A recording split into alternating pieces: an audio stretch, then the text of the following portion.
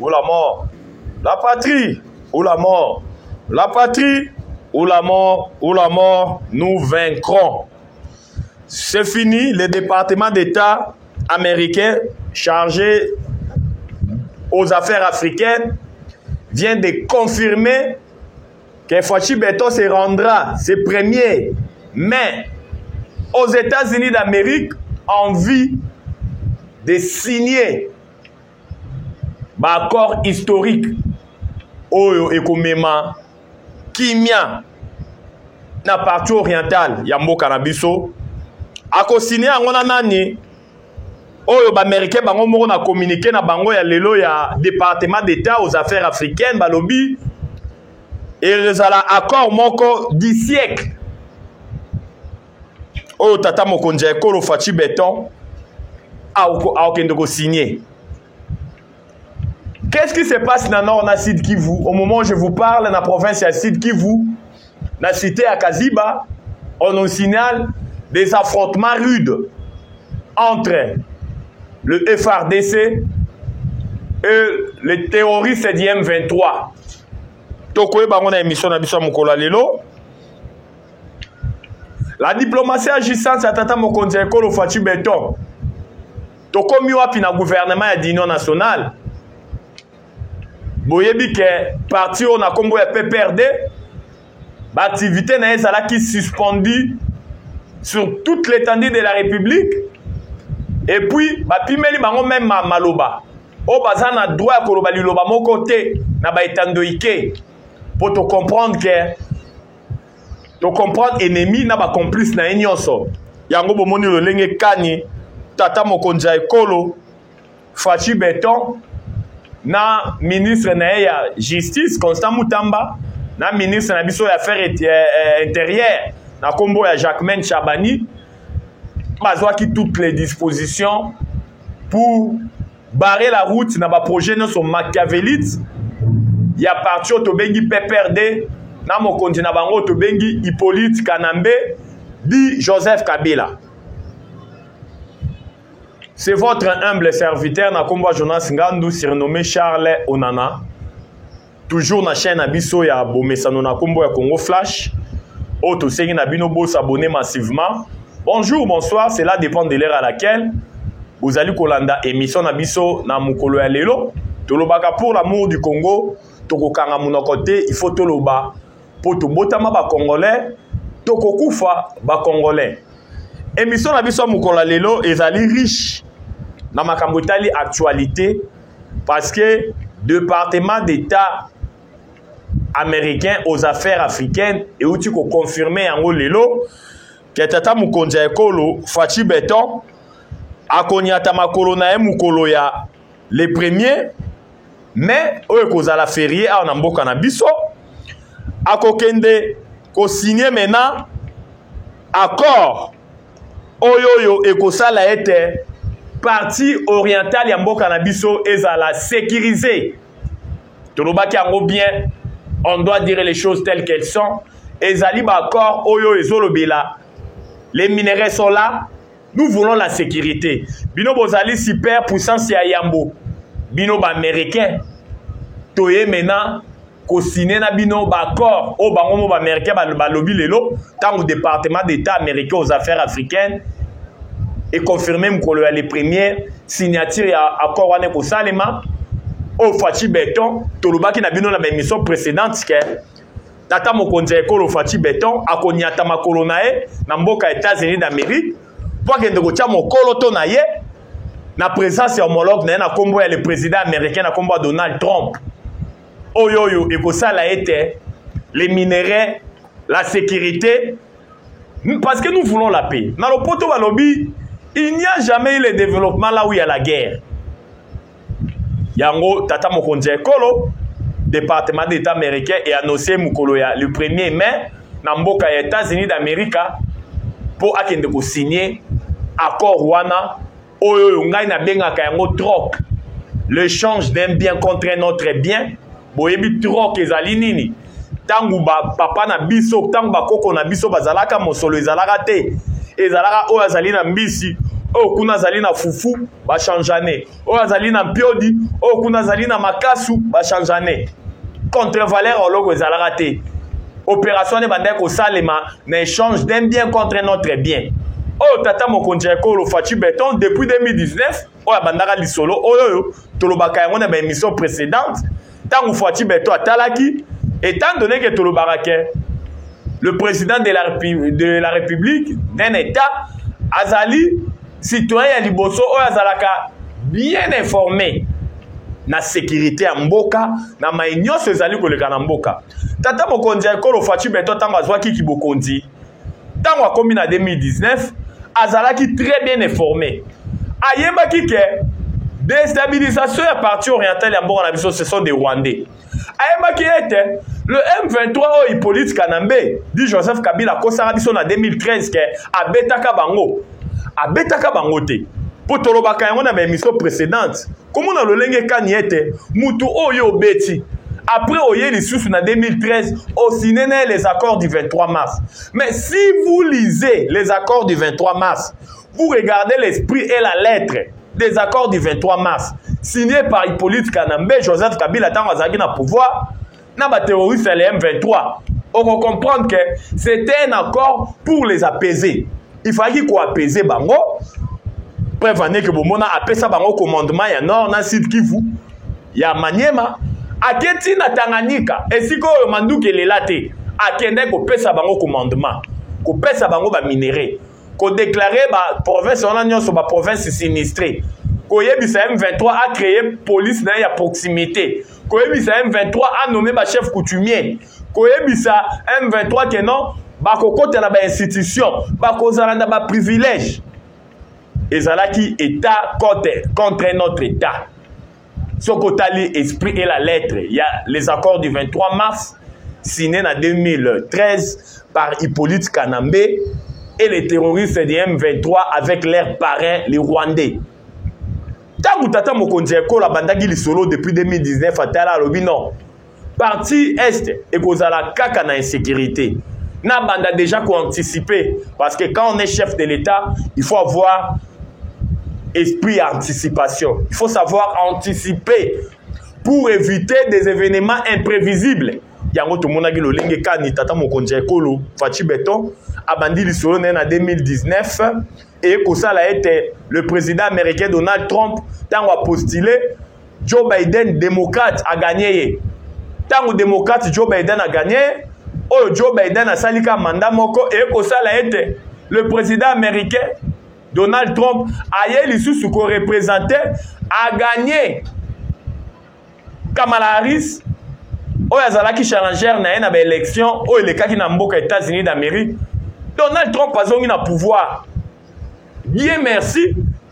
Zamba sali ete lisolo babandaki na Donald Trump na 2019. Tant Donald Trump azalaki na première mandature na ye baya ko parachever yango na Fachi Beton na 2013. Oh lelo les États-Unis d'Amérique bazali ba allié munene ya Fachi Beton. Yango bomoni opposition ya nzala. Tangu balandi le département d'État aux affaires africaines américaines balobi ete Fachi azoya le premier na États-Unis d'Amérique pour ya kotia mokolo to na ye na le président Donald Trump. Opposition nzala lelo baleli keto matanga nazali koyesa bino moment je vous parle vous n'aurez même pas l'idée. Matanga kaka na opposition te même na Rwanda. Kagame milelo alobi au département d'État américain mukolo lelo est confirmé que Fachi azokende le premier pas que de mokolo to na ye ko signé na Donald Trump pour na ba minéraux. Tshisekedi a bradé nos minéraux de l'Est. Tshisekedi a bradé ma minéraux na biso pour américain pour ça la 30 ans à pouvoir. La paix a changé de côté. Dieu est congolais. Fachi Beton mukolo les premiers kaka ne to annoncer mino na ba émission précédente ma colonel na mboka États-Unis d'Amérique wo kotia linjaka na homologue na ye yango bomoni lolenge kani ba américain ba komi au four et au moulin au lobby na Congo ba américain ba koti au sali bo les États-Unis à s'afficher les devants na makambo ya Congo nyonso yango to moni lelo depuis hier le Sénat américain, je dis bien le Sénat américain a voté résolution moko na kati ya Sénat américain koloba ete tous les troupes rwandaises oyo bazali na partie orientale ya Congo babima. Le M23 a déposé Manduki sans condition. Le Sénat américain a sali pas même allusion na lisolo yo et utai ko sali manadoa na mboka ya bakatarien. Il n'a même pas fait allusion à ça. Alors les troupes rwandaises doivent se retirer au Congo. Le M23 va déposer Manduki sans condition. Ah, la victoire, ils sont toujours de notre côté. Yango biso ba Congomani de père et de mère, tolo baraka nzamba za congolais pour nzamba za congolais. Yeso okitara na Congo. Ça n'engage que moi. Parce que je suis congolais na okufa congolais. Dieu est congolais. Yango to moni lo lenge kani. Ba actualité ya muneno ezali ko défrayer chronique na ba journaux na ba itandoike partout. Oyoyo ko bang échanger et sika Kagame lelo akomi ko banga makasi opposition anzala bakomi ko lela Tshisekedi nga sala 30 ans au pouvoir abrader ba minéraux na biso to lingi to mona clarté na ba corps yango nga na ko tuna lolo ba congolais de père et de mère. À quoi nous servent tous ces minéraux de l'Est quand on est en train de tuer les Congolais il y a de cela 3 décennies, 30 ans? Ça nous sert à quoi toutes ces minéraux? Ils ont servi les tintales, les tungstènes, les coltans, les or. Ça nous sert à quoi? Chaque jour, nos mamans sont violées. Nos filles sont violées. Notre jeunesse, nous vivons dans des conditions exécrables. Des conditions inhumaines. Ils sont pourchassés. Ceux qui ont kimaki bitumbo tikaki ndaku na yo. Ozongi, oyoko kuta, ba tout Rwandais ba remplacer yo. Mais c'en est de trop. Ça doit prendre un terme.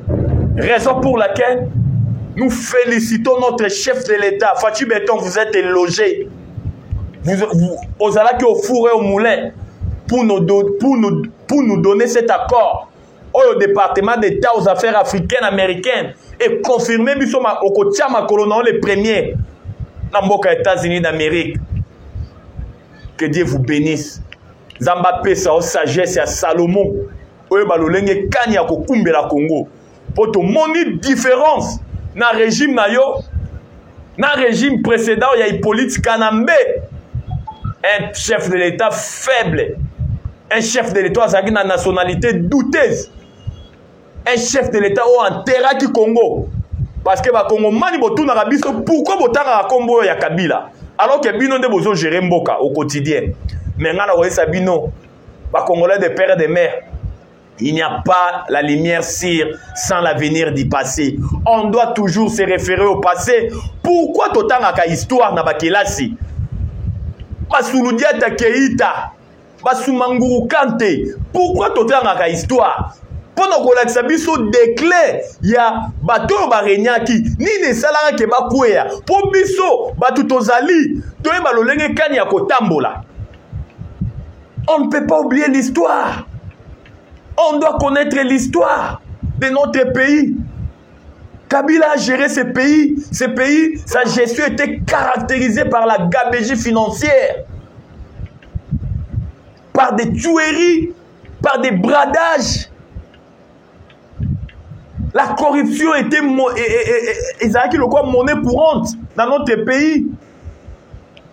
Le Congo vivait à nos taxis sous la gestion d'Hippolyte Kanambe, dit Joseph Kabila.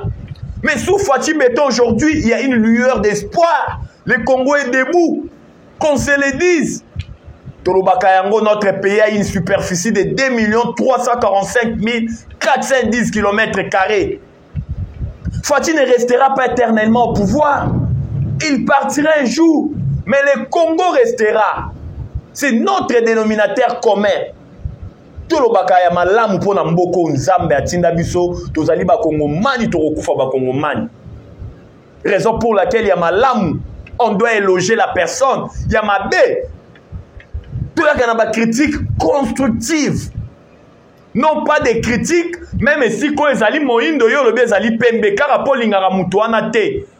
Bozali na haine viscérale contre mutuana. Quand vous combattez un chef de l'État, vous combattez tout un pays. Raison pour laquelle to sengi na ba Kongomani ozala motema ya kokita bomela mai ya pio. La guerre de l'Est, bientôt là, ça serait conjugué au passé.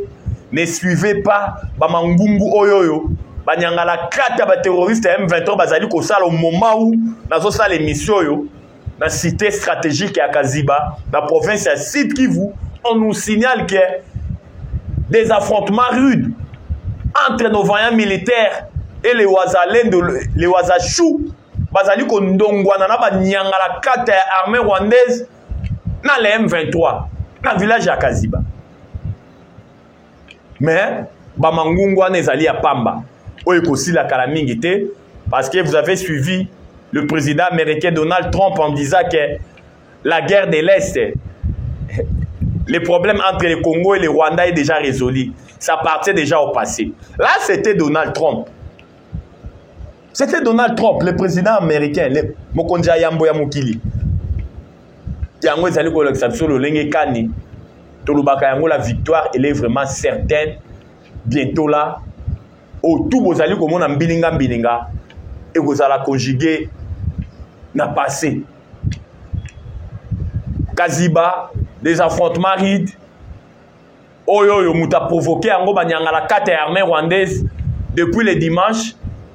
Kaziba a été réoccupé par les M23.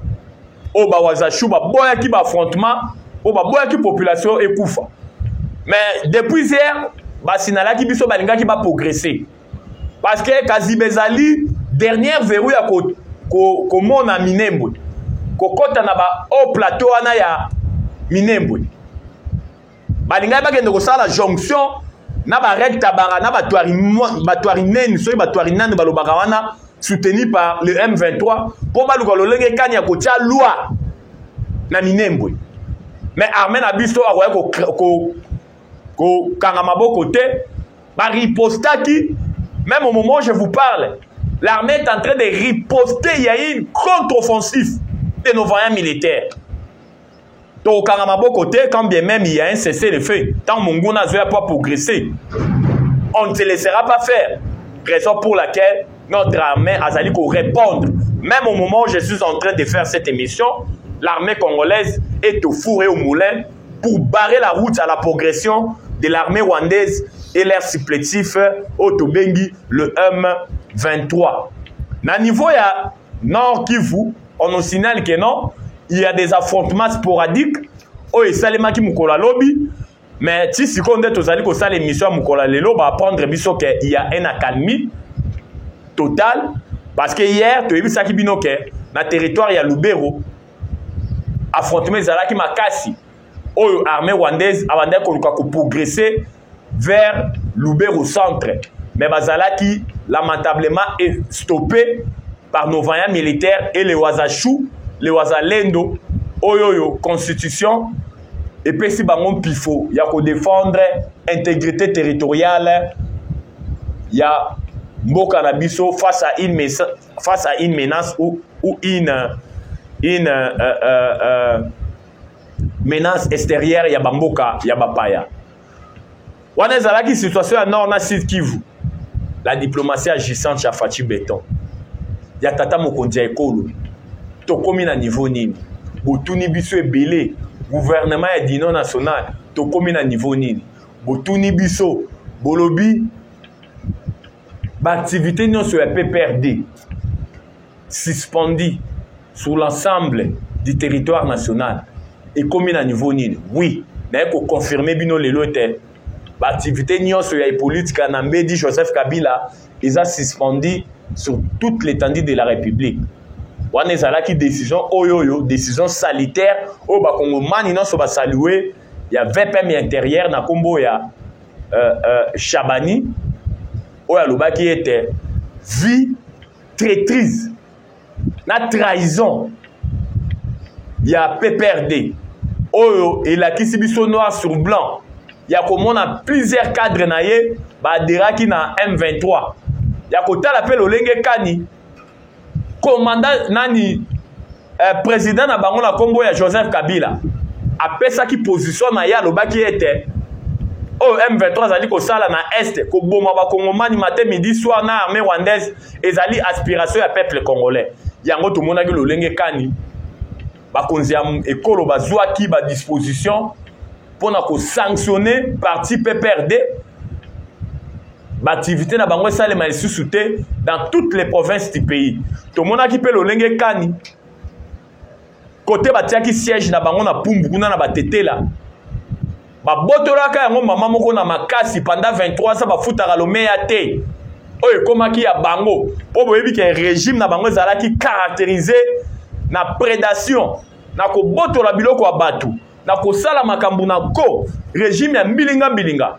yango tomonaki lolenge kani bazalaki déguerpi na permanence na bango ezali na Pumbu na siège na bango national eza na Pumbu na batetela bazalaki déguerpi ezalaki bongo lolenge kani justice ekataki makambo mama oyo aperdaki déjà espoir na ndako na ye wana azongi na badroit na ye yango moni bango bakomisi yango problème politique alors que ce n'est pas un problème politique ezalaki makambo ezalaki na justice ekati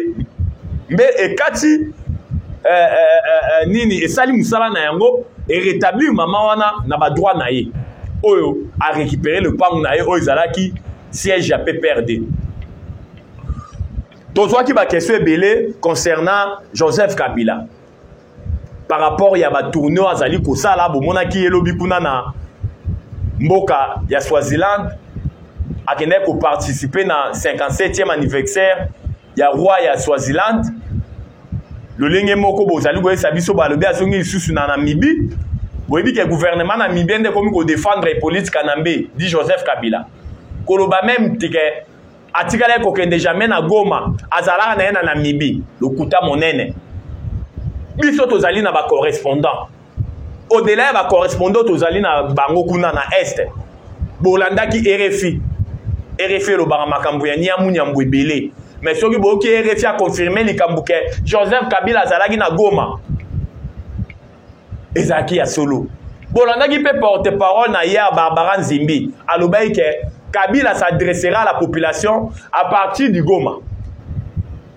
eza biso nde tolobaki yango Radio Okapi mutelobaki tango akendaki aloba bapekisi ye koloba na Goma te na ba grande puissance ya mokilo babiso komeki koloba maloba na Goma komona po ngaka sala discours moko ya kafu oyo ngaki créer mbilinga na crainte wana nda azongaki na Rwanda na Giseni tinde ngai ko continuer ba voyage azotambola lokwa mutu aliboma Yesu ezali kaka mboko ezalaki royaume ya tata na epo azonga mais bakongomani le peuple n'est pas dupe peuple congolais le komi matir azo comprendre ba rouage nyonso azo comprendre ba enjeu de l'air ya lolenge kani mboka ezali kotambola peuple a telemi afungoli misuka alobi ba aventure ekoleka lisusu te bokosi ngai mingi ngai oyo yango na lamuki yango moni ete koloba même ya opposition nzala o koloba ete Tshisekedi ateki ba minere na biso pa ya ba américain pour fanda 30 ans na pouvoir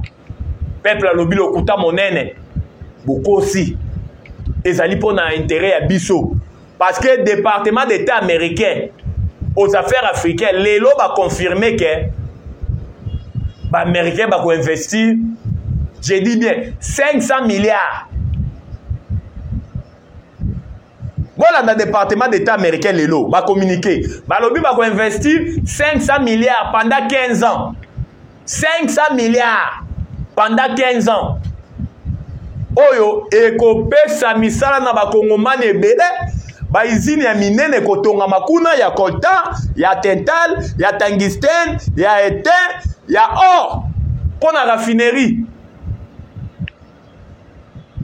yango moni opposition baroulaka mpona barwandais na impérialiste batali bisika Faci beto atuti tosalaki erreur Faci a gagné biso mais to changer yango contour toloba ete Tshisekedi a bradé ba minéré yango nalobaki na début émission la paire a changé de côté.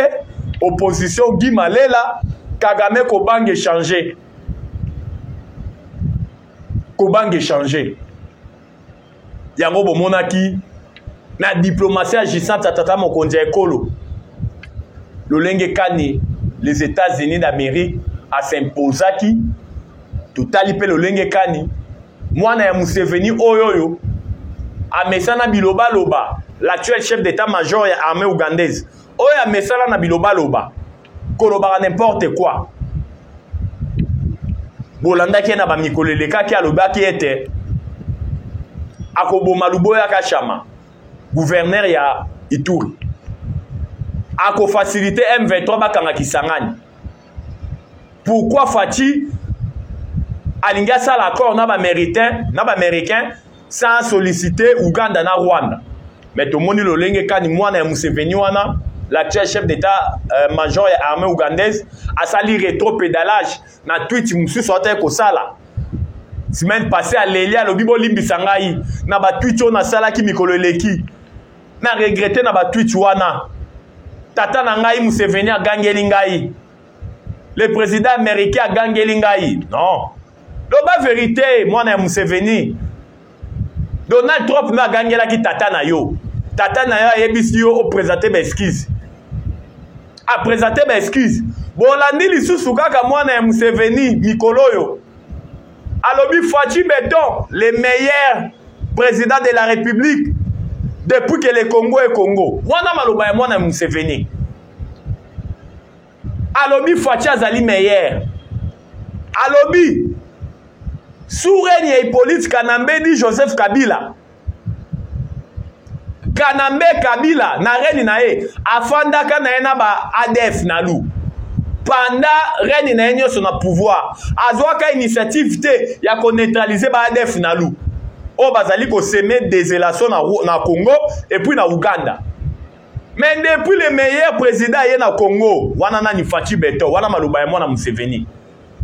To moni lolenge kani to mutualiser ba force na Congo to zali ko traquer ba ADF nalu to bomi bango to silisi capacité à nuisance na bango basé sous makasité parce que Fachi Beton a facilité armée ougandaise na armée congolaise et sangana pour traquer ba ADF nalu et boma bango ndenge bomi bango boye et bomi ba bastion na bango nyonso ba quartier général na bango nyonso to silisi yango na Congo. Fachi Beton, félicitations. Wana maloba ya chef de ya actuel chef d'état-major ya armée ougandaise. Et puis abaki solo moko très capital. Po ba kongomani balobaka ete oyo nyonso biso tolobaka to bambelaka Hippolyte Kanambe di Joseph Kabila. Mwana Museveni lobini Kabila ba genio sozo sala pozo na pouvoir ngai chef d'état-major ougandais na ko permettre yote ozonga lisu na pouvoir na Congo. C'est très fort hein.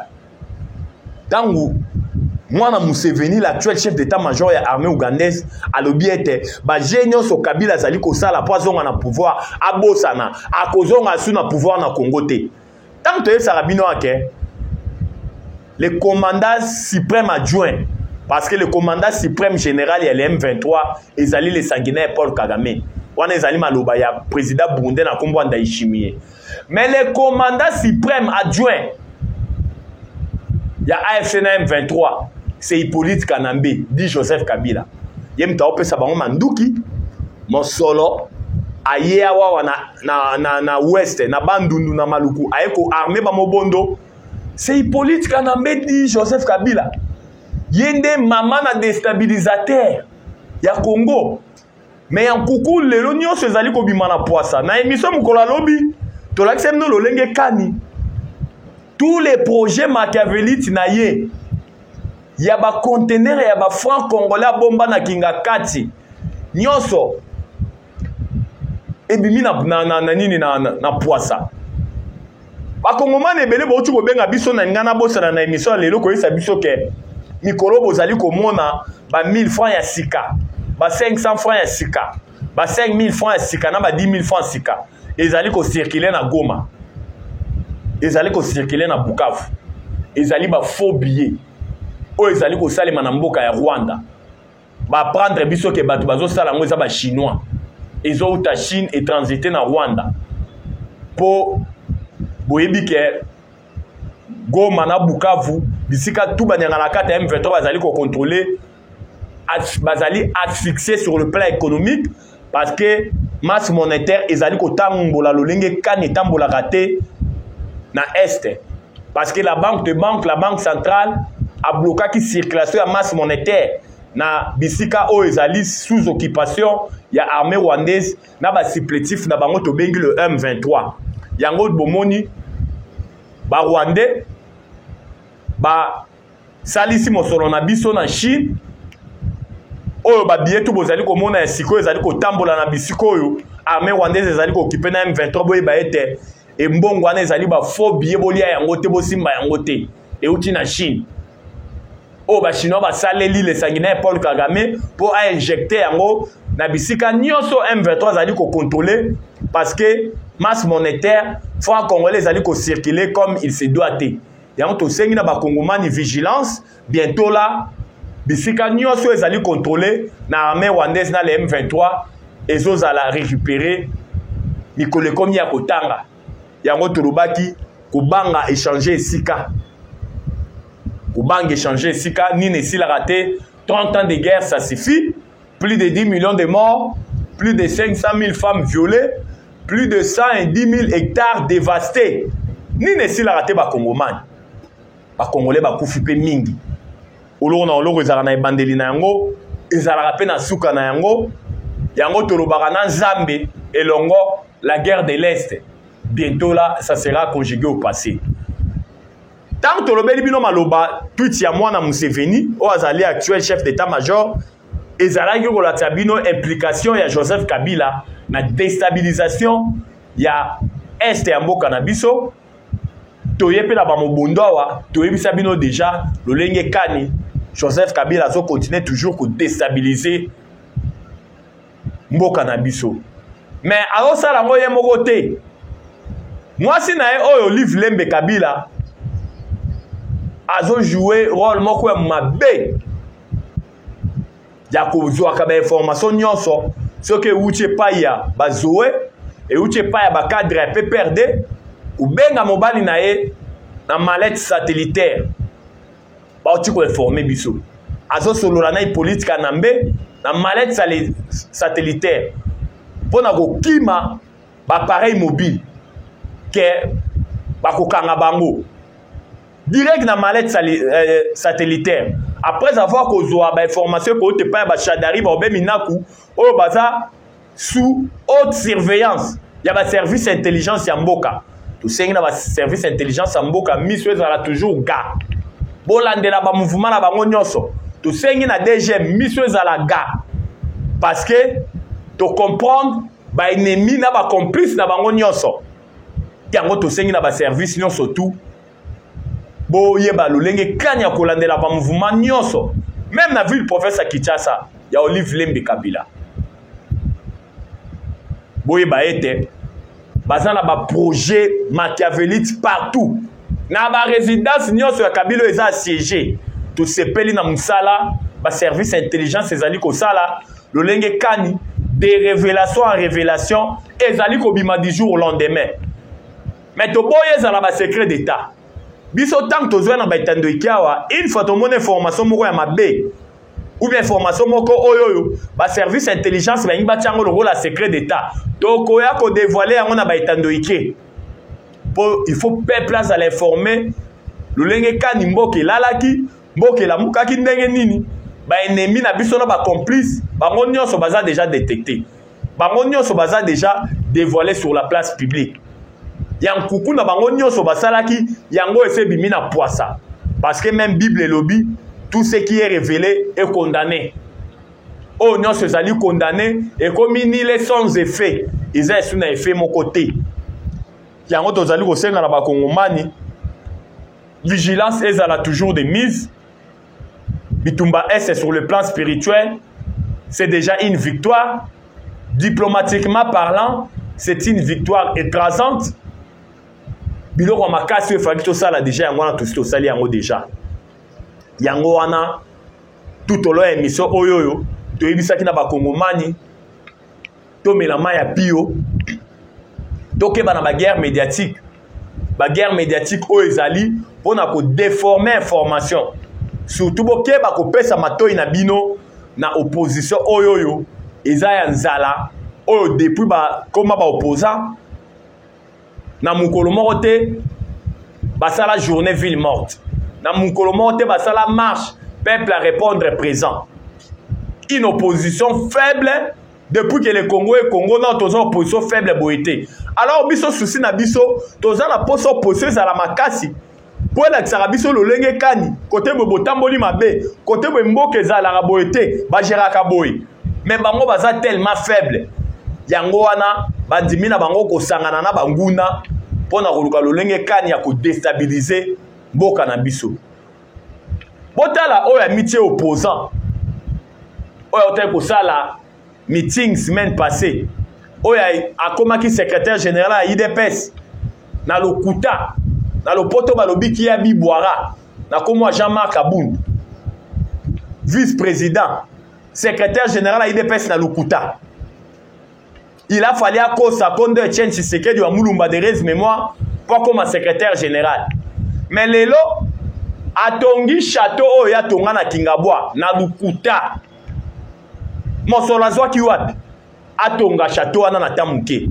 Tout ça ça prouve à suffisance que non c'est une personne ou aza modèle te o lelo ako pesa biso ba leçon te oyoyo akotaki na magui na kimoyibi po akoma na bomengo akomi na yango na tamuke akoma na ba résidence partout na Congo mobimba na tamuke azwaki mosolo wapi atindi émissaire na ye akende kokutana na Fachi abonde la Fachi po babimisa ye na makala Fachi asali grâce présidentielle oyoyo constitution epesi ye mpifo wana po tomoni misusu balingi badéforme baloba ete tata mokonzi ya ekolo azali koinféoder justice congolaise. C'est faux et archi faux. Tata mokonzi ya ekolo constitution epesi ye mpifo ya kogracier baprisonnier de guerre et ya ko gracier ba prisonnier ceux qui ba respecter ba délai ya ko gracier bango ba respecter ba condition nyonso oyo esalaka ete muto azala gracier a mérité ordonnance présidentielle